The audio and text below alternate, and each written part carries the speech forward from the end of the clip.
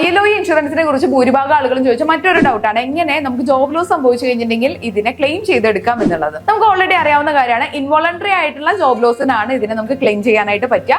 അത് മാത്രമല്ല ടെർമിനേറ്റ് ചെയ്തിട്ട് 30 ഡേയ്സിന്റെ ഉള്ളിൽ ഇതിന് നമ്മൾ അപ്ലൈ ചെയ്യാൻ വേണം. ILO ഇൻഷുറൻസിന് നമുക്ക് വെബ്സൈറ്റിൽ കയറിയിട്ടോ അല്ലെങ്കിൽ ആപ്പ് ത്രൂ ആയിട്ടോ എങ്ങനെ വേണമെങ്കിൽ നമുക്ക് ഇത് അപ്ലൈ ചെയ്യാനായിട്ട് പറ്റും. ഇത് ഏത് രീതിയിൽ ചെയ്താലും ഇങ്ങനെ ഒരു പേജ് നിങ്ങൾക്ക് ഓപ്പൺ ആവും. ഇതിനകത്ത് സബ്മിറ്റ് യുവർ ക്ലെയിം എന്നുള്ള ഓപ്ഷൻ ക്ലിക്ക് ചെയ്യുക. അവിടെ നിങ്ങളുടെ ഡീറ്റെയിൽസ് കൊടുത്ത് സൈൻ ഇൻ ചെയ്ത് കൊടുക്കുക. അതിനുശേഷം കൊണ്ട് നിങ്ങളുടെ പോളിസി ഡീറ്റെയിൽസ് കൂടെ കാണാനായിട്ട് പറ്റും.